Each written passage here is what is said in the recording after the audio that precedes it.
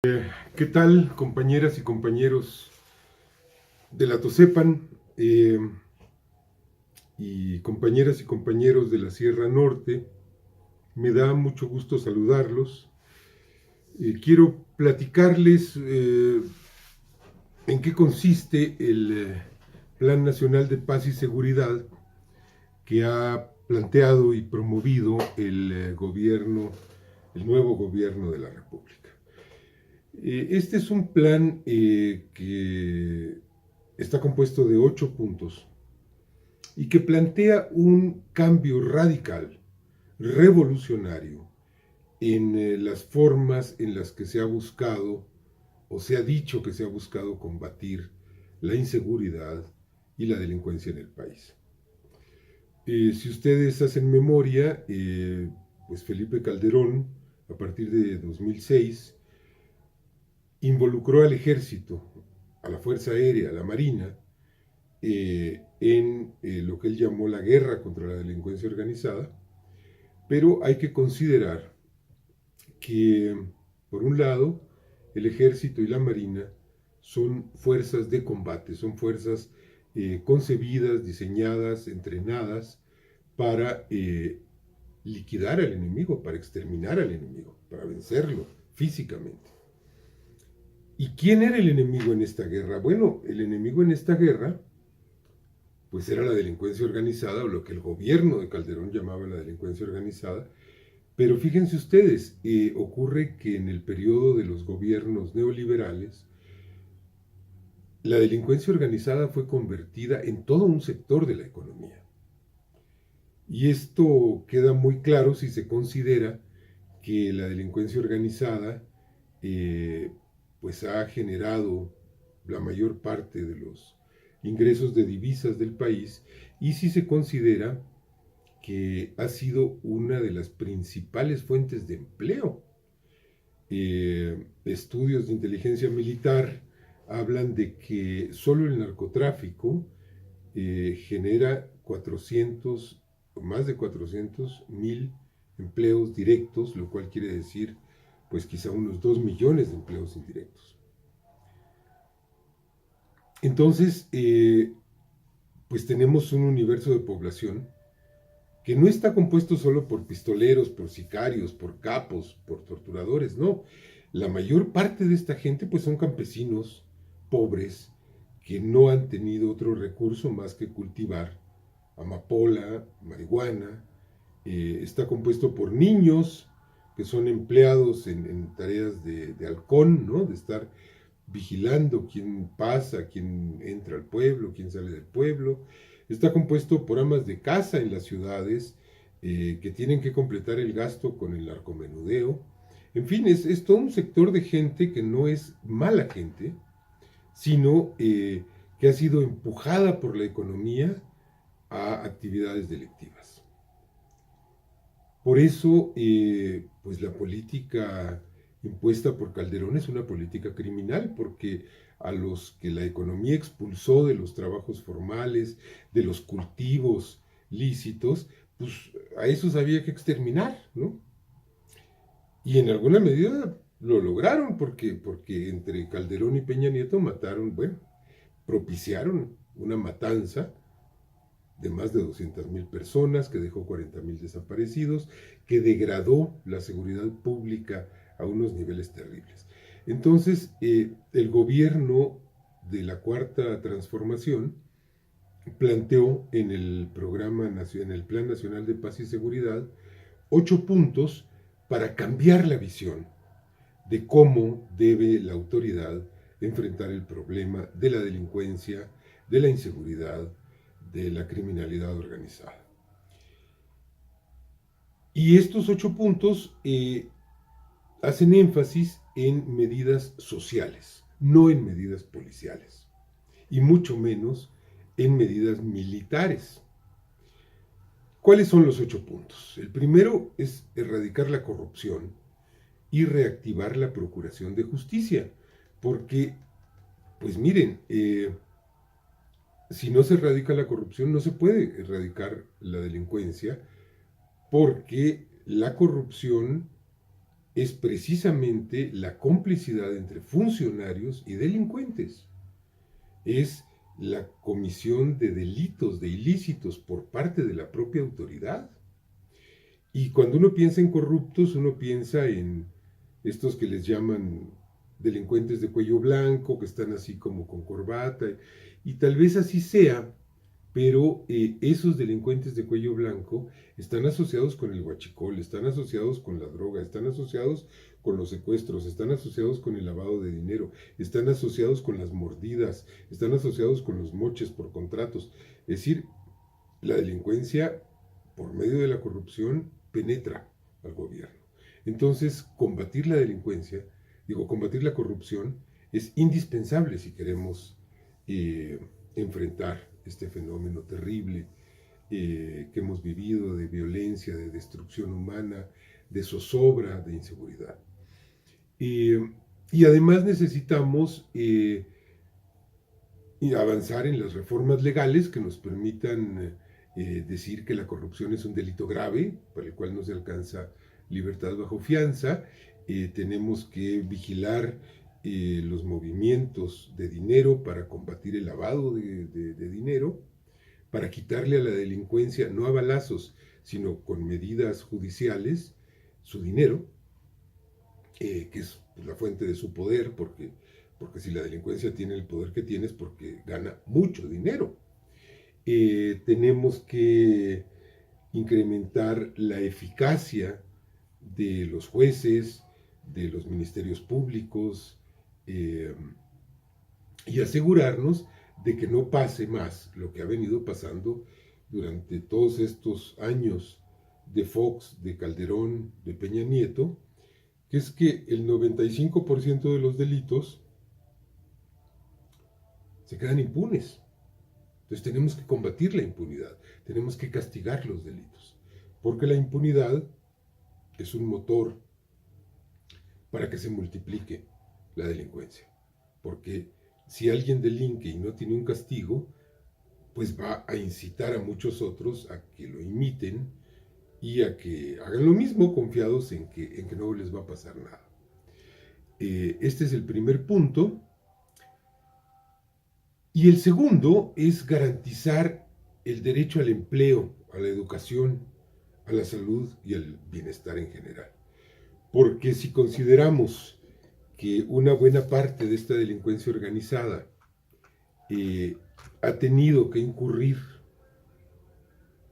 en esas actividades porque no tiene trabajo, porque los chavos no tienen escuela donde ir, porque no los aceptan en las universidades, porque hay problemas de salud muy graves, porque el nivel de vida está muy mal, los niveles salariales están muy mal, bueno, entonces vamos a quitarle gente a la delincuencia, generando bienestar, generando prosperidad regional, recuperando regiones que están ya muy descompuestas por estos problemas, creando fuentes de empleo y dándole a las chavas y a los chavos un lugar en el mundo, porque se los han quitado. Entonces tenemos que darles acceso a posibilidades de trabajo y tenemos que darles acceso a instituciones educativas, no para crear más oportunidades, sino porque es su derecho, porque todas las personas tienen derechos irrenunciables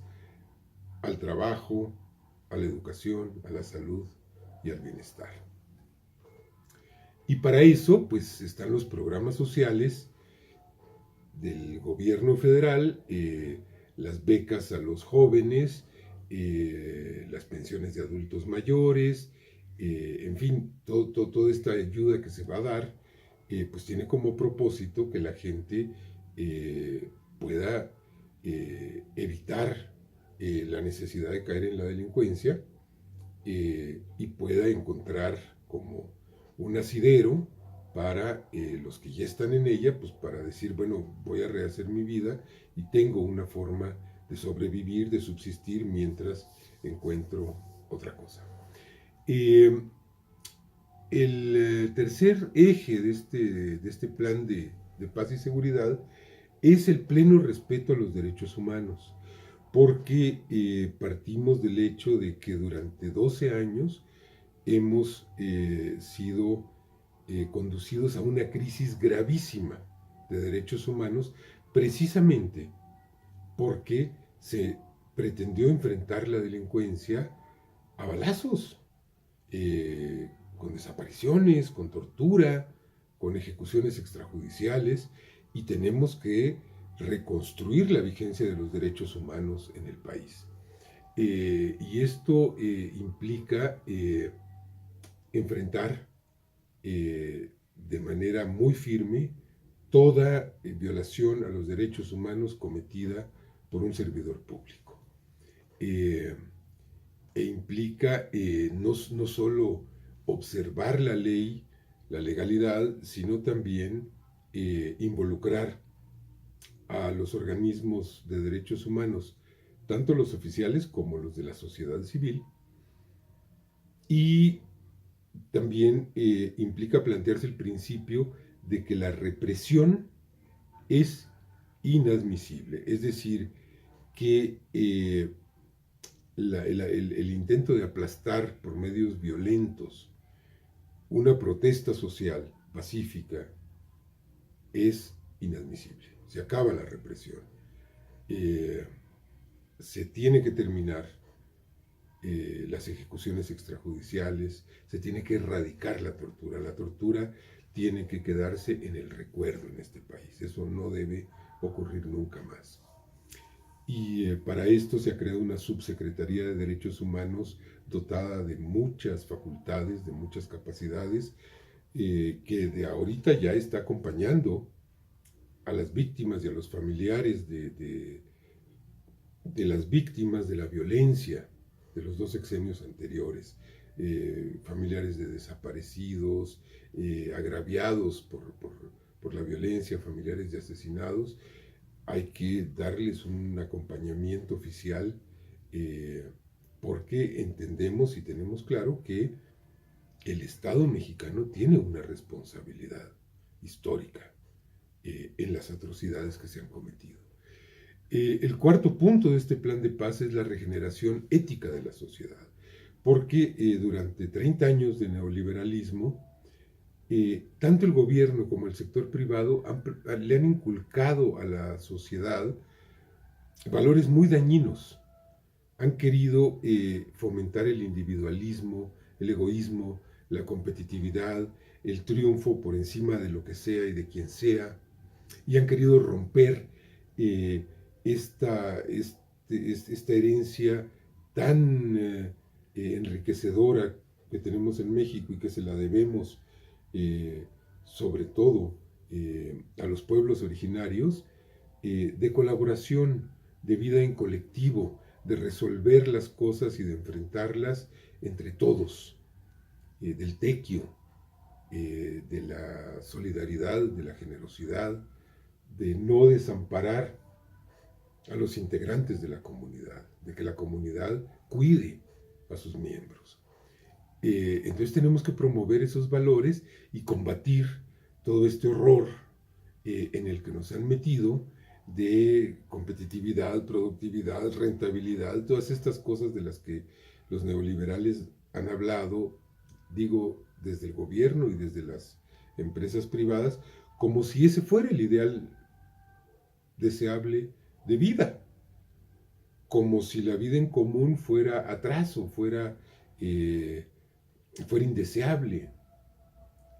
No, tenemos que recuperar estos valores que, si bien están presentes, han retrocedido y han permitido, desde luego ese retroceso ha permitido la violencia, la inseguridad, la delincuencia.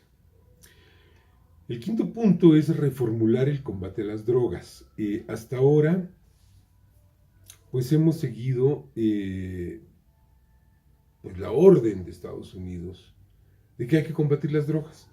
Y esto es una cosa muy irracional porque primero es hipócrita porque miren, el alcohol es legal y el alcohol destruye vidas, destruye familias, destruye personas, destruye carreras y es legal. Y el tabaco es legal y muchas medicinas, tranquilizantes y esto son legales. Y hay unas drogas que son ilegales. Entonces decimos, bueno, ¿por qué unas sí y otras no? Son igualmente destructivas unas y otras.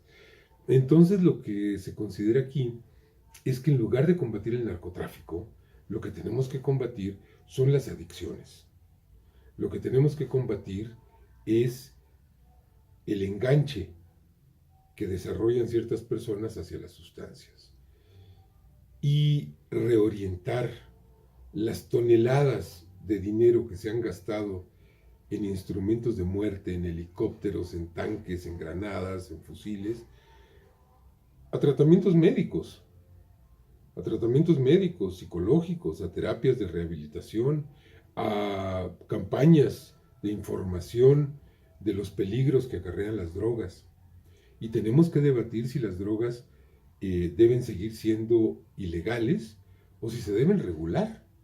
Si se deben regular en el entendido de que esto no pretende de ninguna manera alentar el consumo, sino tener una idea precisa de ese consumo y tratar de acercar a los adictos a tratamientos de rehabilitación y en todo caso, si esto no es posible, a mantenerlos seguros con todo y su adicción, porque hoy en día, con este modelo que ilegaliza las drogas, el adicto termina siendo delincuente, con mucha frecuencia, porque para procurarse la dosis, roba, secuestra, mata, y no queremos eso.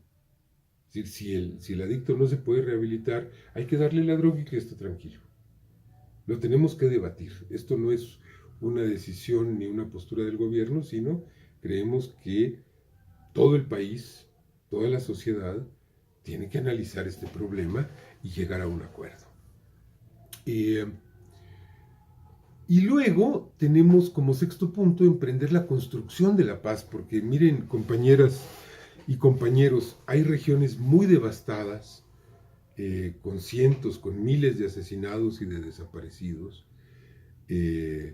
con pleitos muy graves entre familias, entre pueblos, que tienen que pacificarse y estos procesos de paz implican en primer lugar hacer justicia, en segundo lugar reparar el daño, en tercer lugar garantizar que no va a haber repetición del horror y una vez cumplido todo esto tiene que haber procesos de reconciliación. Esto nos lleva al punto de que tenemos que establecer mecanismos de justicia provisionales, les llaman transicionales, que se van a aplicar una sola vez, e implica también explorar la posibilidad de negociar con grupos de delincuencia organizada que se entreguen a cambio de reducción de penas, que dejen las armas, a cambio de que colaboren con la justicia y que de alguna manera puedan también reinsertarse en la sociedad, rehabilitarse en la sociedad. Si no tienen delitos graves, si no tienen crímenes de sangre, como les llaman, pues hay que darles el chance de que rehagan su vida, a condición de que haya justicia, de que haya reparación del daño, de que haya perdón de las víctimas. Esto es muy importante. No se puede amnistiar a un delincuente si las víctimas no le otorgan el perdón. Esto sería una gran inmoralidad. Y hay que debatir también hasta dónde se debe llevar este proceso de diálogo. Debemos pedirle a la ONU, por ejemplo, que nos ayude con este diálogo, pues a lo mejor y le pedimos a la ONU. En fin, es algo que se debe debatir. Pero es muy importante porque hoy en día hay, les decía, cientos de miles de campesinos que son considerados delincuentes, porque pues, son amapoleros o marihuaneros, y pues la verdad es que no deberían ser considerados delincuentes, pues porque no han tenido otra forma de ganarse la comida. Y esto nos va a llevar entonces a un proceso de desmovilización, de desarme y de reinserción social. Eh, el séptimo punto es la recuperación y la dignificación de las cárceles. Miren, el grado de humanidad de una sociedad tal vez se mida por cómo trata a sus presos. Porque casi toda la sociedad los desprecia, los odia, les tiene rencor y les desea el mal, porque ellos han hecho mal. Y tenemos que empezar por este último eslabón del horror, que son las cárceles, para echarle una mano a la gente que ha extraviado el camino. Tenemos que tener humanidad para con ellos y además son sujetos de derechos. Aunque estén presos y aunque sean delincuentes, son poseedores de derechos humanos. Y hoy en día todo eso está perdido en las cárceles porque las cárceles son nidos de corrupción, están tomadas por la delincuencia las controla y en lugar de rehabilitar a los presos, pues les reafirma que no hay otro camino más que seguir siendo delincuentes. Les enseña a delinquir.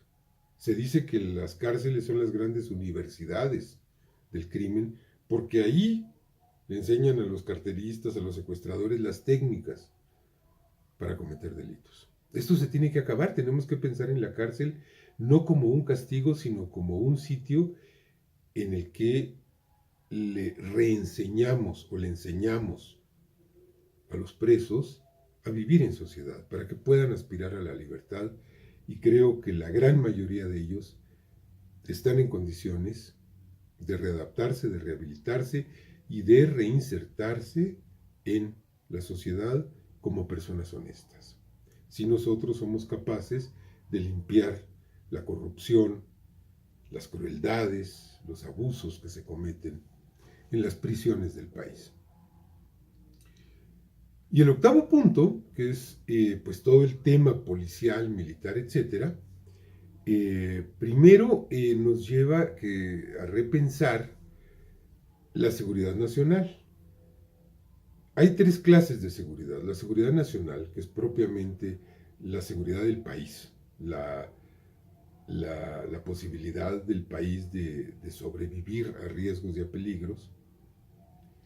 La seguridad interior, que se refiere a las instituciones. Por ejemplo, el asunto de la seguridad de las torres de comunicaciones, de los gasoductos, de las refinerías, son asuntos de seguridad interior. Y por último tenemos la seguridad pública, que es la seguridad de todos nosotros, de los individuos y de los colectivos que habitamos el país. La política de seguridad que se ha llevado ha convertido a la seguridad pública en seguridad nacional, ha usado instrumentos de seguridad nacional, como son las Fuerzas Armadas, para resolver la seguridad pública, y entonces esto ha dado lugar a todo este horror que hemos vivido. Aquí es donde nosotros planteamos la necesidad de que las Fuerzas Armadas que tenemos, el Ejército y la Marina, regresen a sus tareas originales, regresen a sus tareas de preservar la integridad territorial, cuidar la seguridad nacional, cuidar las plataformas oceánicas, el espacio aéreo del país, cuidar la integridad de las instalaciones estratégicas y dejen las tareas de seguridad pública, porque no están capacitadas para ello. ¿Y a quién le confiamos las tareas de seguridad pública? Bueno, la Federación tiene un cuerpo policíaco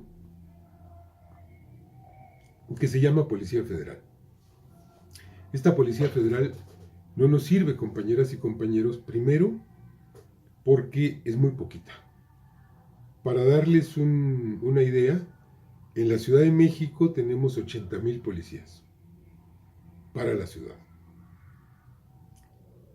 La Policía Federal tiene para todo el país 40,000 policías, la mitad de los policías capitalinos. Pero de esos 40,000, 20,000 están dedicados a tareas administrativas. Entonces quedan 20,000 efectivos para cuidar todo el territorio nacional. Imagínense eso, pues no se dan abasto, no tienen instalaciones. Es decir, cuando se manda a la Guardia, a la Policía Federal, a muchas regiones de emergencia, pues se tienen que quedar en un hotel. Y los mandos no tienen ningún control sobre los efectivos. Esa es la verdad. Entonces, no podemos usar a la Policía Federal porque es una institución mal pensada, mal diseñada, inadecuada, carente de recursos, carente de capacitación, carente de disciplina, carente de instalaciones, de tecnología. Entonces el planteamiento que se ha hecho es crear una Guardia Nacional que surja del seno de las Fuerzas Armadas, que tenga disciplina militar y mandos militares, pero que a diferencia del Ejército y de la Marina, esté entrenada, concebida, capacitada para la paz, no para la guerra. No para aniquilar al enemigo, sino para prevenir el delito, para prevenir confrontaciones o para identificar y capturar a un delincuente y presentarlo con pleno respeto a sus derechos humanos ante un juez. Esto es lo que queremos.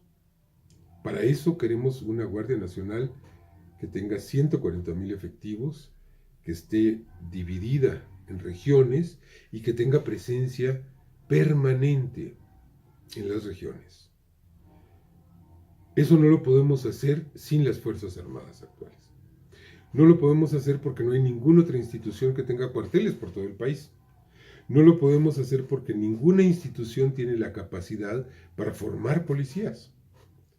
No lo podemos hacer sin la disciplina y la jerarquía militar porque necesitamos tener un pleno control de los efectivos para que no nos los compre la delincuencia organizada, que es lo que le pasa siempre, le acaba pasando a muchos elementos de la Policía Federal, de las policías estatales y de las policías municipales. El Ejecutivo Federal no tiene capacidades para mejorar las policías estatales ni las municipales, porque hay un pacto federal y esas policías dependen de los gobiernos de los estados y dependen de los ayuntamientos. El gobierno federal sí tiene la capacidad de tener presencia policial en todo el territorio, pero esta presencia, pues necesitamos que sea disciplinada, que esté capacitada, que haya sido entrenada no para matar, sino para lo que les decía, para tareas policiales, que haya sido capacitada para respetar los derechos humanos, que haya sido capacitada en reglas claras de uso de la fuerza. La fuerza siempre debe ser el último de los recursos, no el primero. No se puede entrar disparando.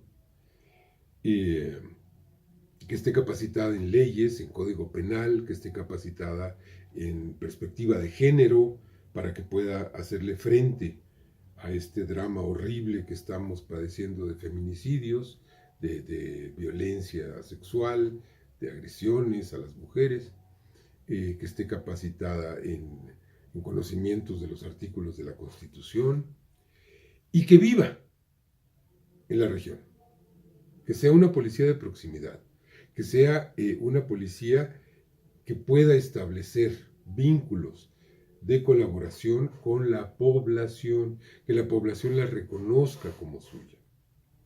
Esta es la propuesta de la Guardia Nacional, es el último punto del Plan Nacional de Paz y Seguridad y pues las invito y los invito a reflexionar sobre este asunto y sobre todo, miren, a ver con ojos críticos toda la propaganda que está haciendo la derecha oligárquica, que fue la que nos metió en la militarización del país, que fue la que nos sacó a las Fuerzas Armadas de sus atribuciones constitucionales y la metió a combatir a la delincuencia, y ahora esta derecha oligárquica nos dice, es que el gobierno de López Obrador quiere militarizar al país. No, esto no es así. Definitivamente estamos pugnando por lo contrario. El presidente confía en las Fuerzas Armadas, porque si bien es cierto que las Fuerzas Armadas han cometido graves violaciones a los derechos humanos, pues estas violaciones se han realizado bajo órdenes del mando civil. La represión de 1968, la guerra sucia de los años 70, la contrainsurgencia contra los compañeros zapatistas en Chiapas, fueron la ejecución de órdenes de civiles, de la presidencia civil, de Díaz Ordaz, de Echeverría, de López Portillo, de Salinas. Las atrocidades que ha cometido el ejército en Ciudad Juárez, por ejemplo, pues las cometió bajo las órdenes de Calderón, o la Marina en Veracruz, bajo las órdenes de Calderón y de Peña Nieto. Entonces, yo digo que las Fuerzas Armadas mexicanas tienen su gloria y su tragedia en la obediencia al poder civil. Siempre el ejército mexicano ha obedecido a las autoridades civiles, nunca se ha rebelado, nunca ha dado un golpe de Estado, los oficiales nunca han formado parte de la oligarquía corrupta, y los soldados son pueblo uniformado, son hijos del pueblo.